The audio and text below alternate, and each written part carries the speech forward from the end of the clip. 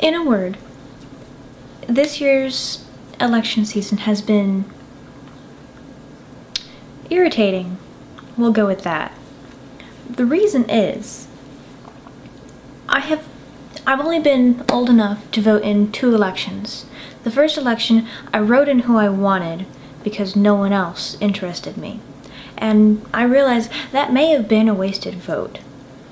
Not because he wasn't going to win because he was no longer running, but because your vote doesn't mean anything.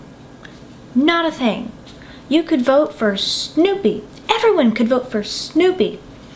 And someone else would get the White House. The reason is, the popular vote is not the same as the actual presidential election.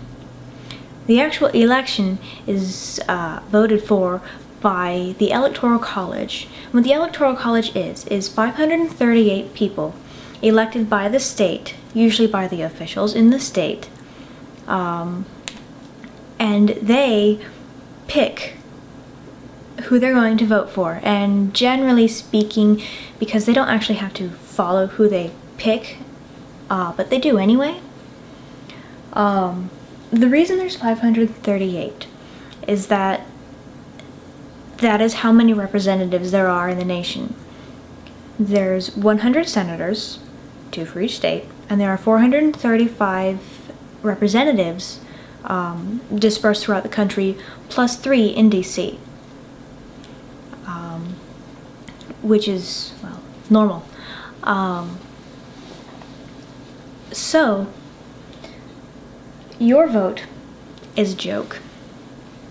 It is wasted, regardless of who you vote for. If you vote for Obama, your vote is a wasted vote. Doesn't matter if you vote for Catherine Lane or Obama. It doesn't matter. It just doesn't, because your vote isn't what makes the choice. What makes the choice is the people who are chosen by our representatives to vote for the president.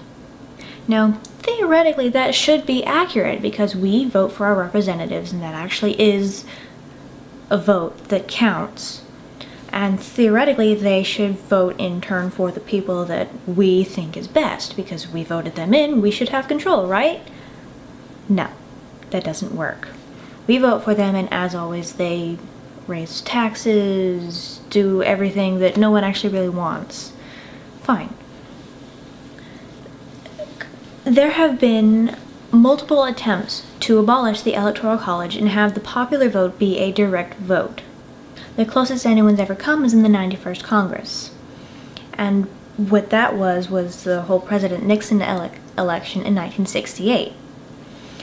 And during that Congress, which ended in 1971, there was a motion to remove the Electoral College, to abolish it, to make it no longer there.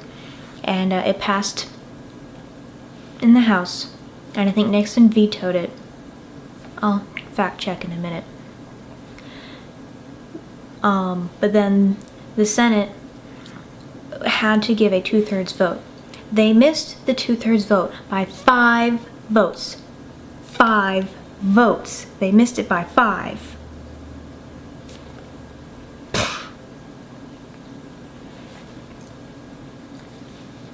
That blows my mind. 5 people couldn't be convinced. And that messed it up for me. They messed it up for me.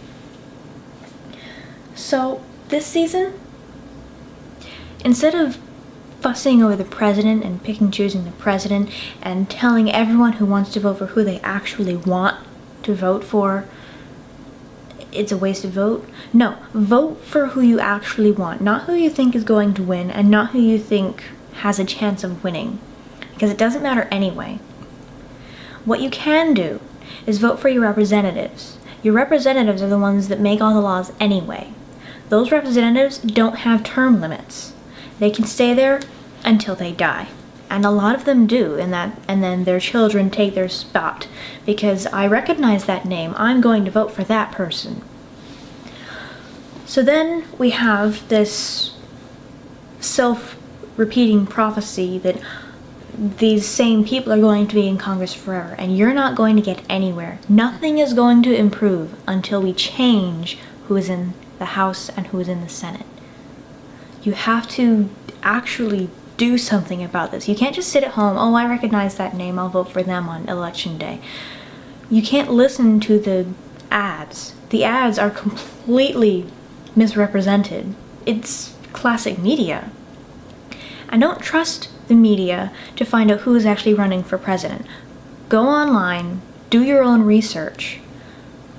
Go to the presidential candidate websites, not the people's websites, because they'll just use PR crap on you. No, go to listening websites that have lists of who's running for president, and you can see who is actually still running, what they're running for, what party they're running for, and you can make your choice there, who you actually want to vote for. Because the popular vote is supposed to be indicative of who we want to be president. It's supposed to be. So it should be who we want to be president, which is complete bull. It should be who is going to be president. So vote for your representatives. They're the ones that have the power. The president sends us to war and makes a ridiculous salary for sitting on his ass. That's what he does. He sends us to war, tells us he's going to bring us back from war, attempt to change a few things that he has some influence over. But in the end, Congress is the one that votes for it. Congress is the one that spends way too much time arguing over petty little stupid stuff to make any real progress with our country.